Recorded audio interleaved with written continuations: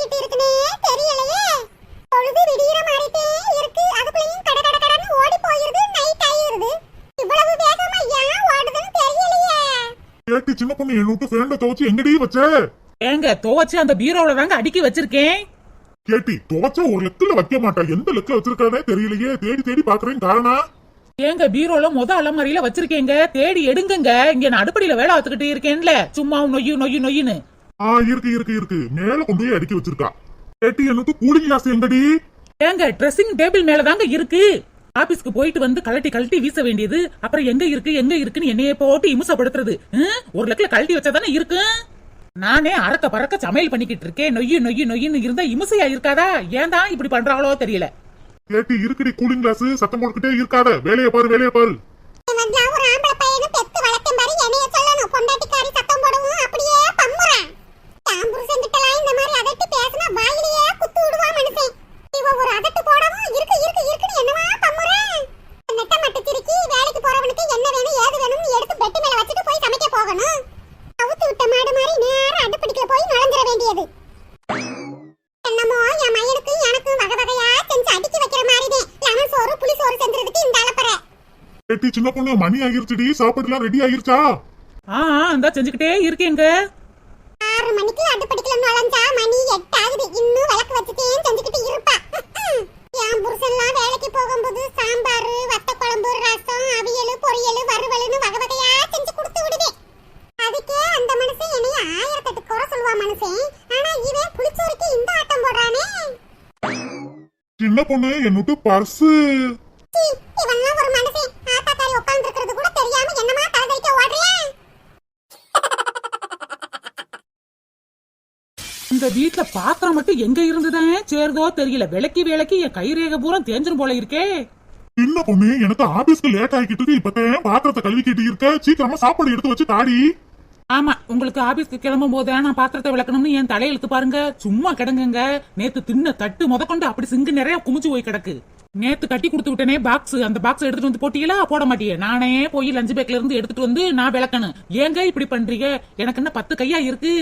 சின்ன பாக்ஸ கூட போட முடியாது. என்னதான் அப்படி வேலை பாக்குறீங்களோ போங்க அங்கிட்டு. உங்க அம்மா சோபால உட்காந்துக்கிட்டு என்னைய திட்டுறதே ஒரு பொழப்பா வச்சு திட்டிக்கிட்டு திரியிறாங்க. ஒரு வேலை செய்ய மாட்டாங்க. அது என்ன ஏதுன்னு கேக்குறீங்களா? கேட்க மாட்டீங்க. கேட்டி சும்மா இருட்டி, எங்க சுத்தினாலும் எங்க அம்மாவையே இழுப்பா. ஆமா, அம்மாவை சொன்னோன்னு கோபம் பொத்துக்கிட்டு வந்துரும். ஊட மாட பாத்திரத்தை விளக்கத்தானே சொல்றேன். கேட்டி உனக்கும் எங்க அம்மாவுக்கும் பஞ்சாயத்து பண்ண எனக்கு நேரம் இல்லட்டி. ஆபீஸ்க்கு லேட் ஆயிருச்சு. சாப்பாடு ரெடியா இல்லையா? ரெடி ஆயிருச்சு. பாக்ஸ் கழுவி வச்சு தாரேன். செத்த போறோம். சரி சாப்பாடு எடுத்துட்டு வாடி. நான் ஷூ சாக்ஸ் போட்டுக்கிட்டு இருக்கேன். ஏங்க ஷூவும் சாக்ஸும் ஷூ ரேக்குள்ளதான் இருக்கு. அங்க போய்கிட்டு சின்ன பொண்ணு ஏழை விட்டுக்கிட்டு கிடக்காதீங்க. சரிடி. இந்த வீட்டுல இவ்வளவு அமுளி குமுளி நடந்துகிட்டு இருக்கு. ஆனா ஒண்ணுமே நடக்காத மாதிரி சோபால உட்காந்துக்கிட்டு என்னமா வேடிக்கை பாக்குறா மனுஷி. ஒரு ஊட மாட பாத்திரம் விளக்கலாம், காய்கறி கட் பண்ணி குடுக்கலாம், வீடு வாசல தூத்தலாம். ஆனா ஒன்னும் செய்யாம இப்படி நல்லா வேடிக்கை பாக்குறாளே மனுஷி. என் மாமியாரு காலையிலேயே இஞ்சி சாரை குடிச்சிருச்சு ஓலை இருக்கு. மூஞ்சி தூக்கி வச்சுக்கிட்டுல உட்கார்ந்து இருக்கு. சி, இதுகளை வச்சு மேய்க்கிறதே எனக்கு ஒரு பொழப்பா போச்சே. சின்ன பொண்ணு இவரு வேற சின்ன பொண்ணு பெரிய பொண்ணுன்னு ஏழை விட்டுக்கிட்டே கிடக்காரு. இந்த வந்துட்டேன். ஏங்க இந்தாங்க சாப்பாடுலாம் வச்சாச்சு. சரி நான் போயிட்டு வரேன். அம்மா நான் ஆபீஸ்க்கு போயிட்டு வரேம்மா. அம்மா நேரத்துக்கு சாப்பிட்டுட்டு மாத்திரையை போடுங்கம்மா. சரில, நீ பார்த்து பயன்பத்திரமா போயிட்டு வா. நீ இப்ப வேலைக்கு போயிட்டீனா நீ எப்ப திரும்ப வருவேன்னு என் கண்ணு தேடிக்கிட்டே இருக்கும்ல. அம்மா வேலைக்கு போயிட்டு சீக்கிரமா வந்துருவேம்மா. நீ வேலைக்கு போயிட்டீனா மொட்டு இந்த சோபாலையே உட்கார்ந்து கிடக்கணும். ஏம்மா அதான் சின்ன பொண்ணு இருக்கா இல்ல, ஏதாச்சும் வேணும்னா சின்ன பொண்ணுகிட்ட கேளுங்க. நான் கேட்டுட்டா அப்படியே செஞ்சு கொடுக்குற மாதிரி பாப்பாங்கிட்டு. அம்மா ஆபீஸ் விட்டு வரும்போது உங்களுக்கு பிடிச்ச ஓமப்பொரி வாங்கிட்டு வரேன். சரில. மயனை விட்டு செத்த நேரம் இருக்க மாட்டாங்களாம்ல. வேணும்னா ஆபீஸ்க்கு போக வேண்டியதானே. வேலைக்கு போற நேரத்திலயும் என்னைய பத்தி குறை சொல்லலைன்னா இதுக்கு தூக்கமே வராதே. அம்மா அதெல்லாம் சின்ன பொண்ணு உங்களை நல்லா தாமா பாத்துக்குவா. பாத்து இருங்க, நான் போயிட்டு வரேன். அம்மா ஆபீஸ்க்கு போகும்போது சிரிச்ச முஞ்சியா இருமா. இப்படி உருன்னு இருந்தா எனக்கு மனசு கஷ்டமா இருக்குல்ல. சரிமா? சரில, உனக்கு எது பிடிக்குமோ அதத்தால நான் செய்வேன். இவ வேற நம்மள குறுன்னு பாக்குறாளே. எஸ்கேப் ஆயிரணும்.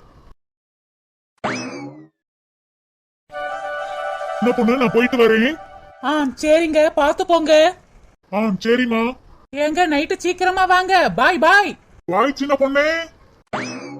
சின்ன பொண்ணே. வா கீதா. என்ன டீ உன் புருஷன் ஆபீஸ் போற வரைக்கும் டாட்டா காமிச்சுக்கிட்டே இருப்ப போல இருக்கு. ஓ, என் வீட்டுக்காருக்கு டாட்டா காமிச்சுக்கிட்டு இருந்தேன், அப்படியே நின்றுகிட்டு இருந்துட்டேன் போல இருக்கு. காலங்காத்தாலேயே சமையல் வேலையெல்லாம் செஞ்சு வீட்டுக்காரர வேலைக்கு அனுப்புறதுக்குள்ளயும் அப்பப்பா ரொம்ப டயர்டா ஆயிருதுடி. ஆமா கீதா, இந்த காலையில அறக்க பறக்க வேலை பார்க்கறது முடியல. நான் சின்ன பொண்ணு இப்படி சலிச்சுக்கிற, எனக்கு தான் ஊடமாட வேலை பார்க்க வீட்டுல யாரும் இல்ல. உன் வீட்டுலதான் உன் மாமியார் இருக்காங்கல்ல, ஊடமாட வேலை பார்த்து கொடுக்க போறாங்க. ஆமா கீதா, என் மாமியாரை வச்சு ஒரு வேலையும் நடக்காது கீதா. என்னை திட்ட சொன்னா நல்லா கிழிக்கும். ஏன் சின்ன பொண்ணு இவ்வளவு விரத்தியா பேசுற? உன் மாமியாருக்கும் உனக்கு எதுவும் சண்டையா? சண்டை இல்லாத நாள் எங்க கீதா? பொழுதோட சண்டையா தானே கிடக்கு. நானும் என் புருஷனும் சந்தோஷமா பேசி சிரிக்கிறது பொறுக்காது கீதா. அதுக்குள்ளேயும் ஏதாச்சும் கொளுத்தி போட்டு என் புருஷனுக்கும் எனக்கும் சண்டையை முட்டி விட்டுரும். மாமியார் மருமகளுக்குள்ள பெரிய சண்டையா இருக்கும் போலயே. என் வீட்டுக்காரரும் வேலைக்கு போயிட்டாரு, எனக்கும் வேலையெல்லாம் முடிஞ்சிட்டு ஃப்ரீயாத்தான் இருக்கேன். பொழுதுபோக்கலையே நினைச்சேன் இவ்வளவு உட்கார வச்சு நல்ல கதை கேட்கலாம் போலயே.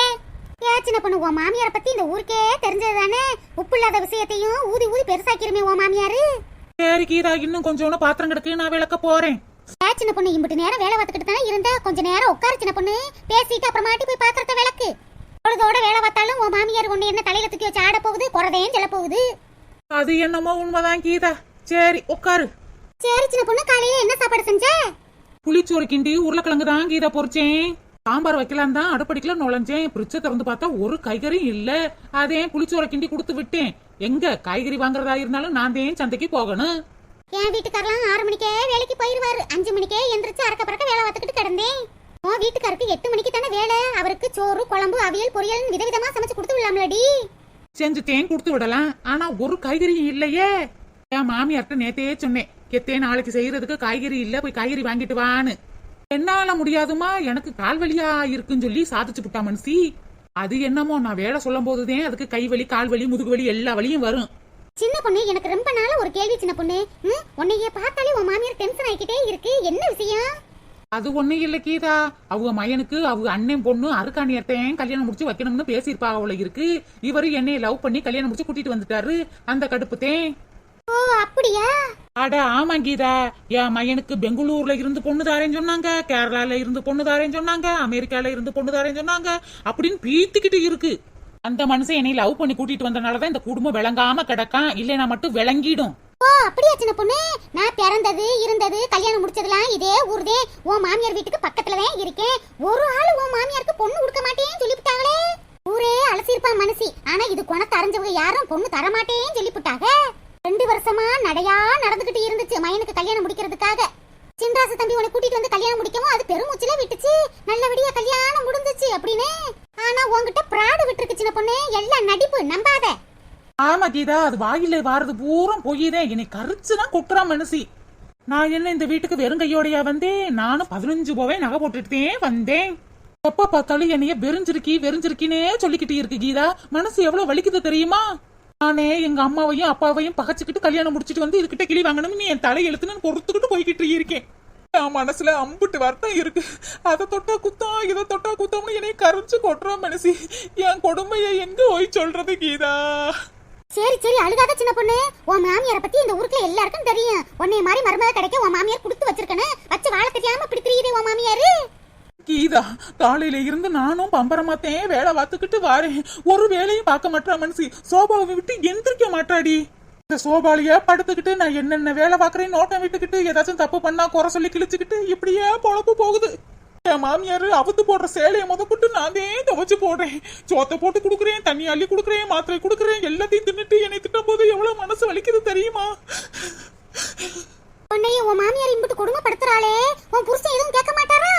அந்த மனுஷன் என்னத்த பேச போறாரு? எனக்கும் சப்போர்ட் பண்ணி பேச மாட்டாரு. அவங்க அக்காக்குத்தையும் சப்போர்ட் பண்ணி பேசுறாங்க. கேட்டா வயசானவங்க மனசு நோக்கடிக்க கூடாது, நீ பொறுத்து போன்னு சொல்லுவாரு. என் புருஷனுக்கு அவங்க அம்மானா உசுறு கீதா. அவங்க அம்மா தப்பு பண்ணாலுமே கிழிக்க மாட்டாரு. என்னை எங்கிட்டு வந்து சமாதானப்படுத்துவாரு, அவங்க அம்மாவை அங்கிட்டு சமாதானப்படுத்துவாரு. இப்படியே குடும்பம் ஓடுது. ஊருக்குள்ள நல்லவர்னு பேர் எடுக்கணும்ல.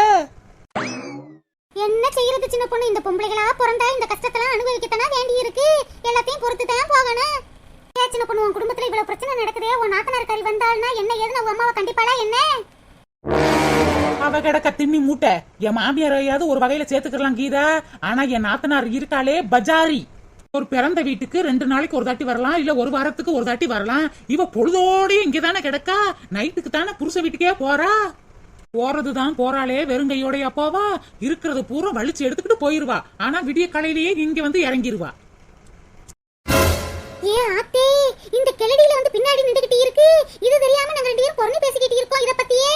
இது என்ன யாரும் வந்துச்சுன்னு தெரியலையே. இத பத்தி நிறைய குறை சொல்லி பேசிக்கிட்டு இருந்தோம். சின்ன பொண்ணு, அது வந்து வீட்டுக்கு வீடு வாசப்படி என்ன இருந்தாலும் உன் மாமியார் பத்தி இப்படிலாம் குறை சொல்லாதம்மா. நாத்தனாரும் வெயிலிமா, அப்பாவி, பொறுத்து போமா. போகிதா, என் மாமியார பத்தியும் நாத்தனார பத்தியும் உனக்கு சரியா தெரியல. இந்த உலகத்திலேயே கிரிமினல் வில்லிக அதுக்கு ரெண்டுமே. என்ன கீதா மாத்தி மாத்தி பேசிக்கிட்டு இருக்க? இவ்வளவு நேரமா என் மாமியார பத்தியும் நாத்தனார பத்தியும் எனக்கு நல்லா தெரியும். உன் மாமியாரு சரியான வில்லி, எச்சு கையில கூட காக்கா வரட்டாது, திமிரு பிடிச்சவா, அப்படி இப்படின்னு பேசுன. இப்ப மாத்தி மாத்தி பேசிக்கிட்டு இருக்க. அது வந்து அது என்ன இவ வாயிலேயே நாட்டியம் அடிக்கிட்டு இருக்கா? கிறுக்கு கிறுக்கு பிடிச்சிருச்சா? சரி சின்ன பொண்ணு, நான் வீட்டுக்கு போறேன். என்ன கீதா, நான் வீட்டுல வேலை இருக்குன்னு சொன்னேன், என்னைய உட்கார வச்சு பேசிட்டு போய் நடுவுலயே எந்திரிச்சு போறேன்னு சொல்றிய? ஐயோ, இவ வேறு சும்மா கிடக்க மாட்டாளே. இவ ஏழ்றையில நம்மள இழுக்காம விட மாட்டா போல இருக்கு. வாங்க பெரியம்மா, நீங்க எப்ப வந்தீங்க? அட பேதியில போக, என் மாமியார் பின்னாடி நிக்குதுன்னு ஒரு சிக்னல் காட்டி இருக்க கூடாதா? நான் பாட்டுக்கு இந்த கிளடிய பத்தி நிறைய பொருணி பேசிவிட்டனே. என்ன பெரியம்மா, நான் பேசிக்கிட்டே இருக்கேன். எப்ப வந்தீங்க? நீனும் இந்த நெட்ட மாடு ஆரம்பத்துல இருந்து என்னென்ன பேசுனீங்களோ அதை எல்லாத்தையும் நான் கேட்டுட்டேன். பெரியம்மா, அது ஒண்ணும் இல்ல. சின்ன பொண்ணு அவ மன வருத்தத்தையும் சொல்லிக்கிட்டு இருந்தா. நானு என் மகள இந்த வீட்ல இருக்கிறதா அவளுக்கு மன வருத்தமா இருக்கா? ஏன்டி குதிரை வலிச்சிருக்கி? உனக்கு அறிவு இல்லையாடி? இந்த நெட்ட மாடு தான் எங்களை பத்தி குறை சொல்லிக்கிட்டு இருக்கா. நீ ஆரம்பத்துல இருந்து ஒரே தெருக்காரி தானடி, பக்கத்துல தான் இருக்க. அப்படிலாம் பேசக்கூடாதுன்னு புத்தி சொல்றது இல்ல. அதை விட்டு விட்டு துண்டி துண்டி விட்டுக்கிட்டு இருக்க. நீ ஒரு பொம்பளையா? பெரியம்மா, கோவப்படாதீங்க. அவ என்ன வேற ஆள்கிட்டயா சொன்னா? என்கிட்ட தானே சொன்னா. விடுங்க, அறியா புள்ள தெரியாம சொல்லிப்புட்டா.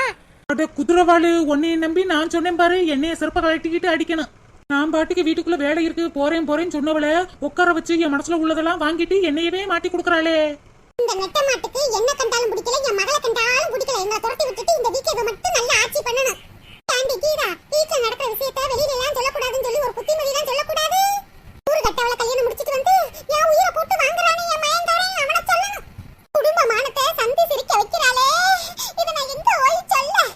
ஊருக்குள்ள என்ன விட குடும்பக்கார மாமியார்லாம் இருக்கத்தையும் செய்யறாளுங்க. நானும் போனா போகுதுன்னு பொறுத்துக்கிட்டு இருக்கேன். ஆமா, பொறுத்து போயே இம்புட்டு கொடுமைப்படுத்துறீங்களே. நீங்களும் ஒரு மாமியாரா? இடுங்க பெரியம்மா, பார்க்க மலை மாடு மாதிரி இருந்தாலும் அவ மனசு குழந்தை பெரியம்மா. அட குதிரை வலிச்சிருக்கி, யார பாத்துட்டு மலை மாடுன்னு சொல்றா?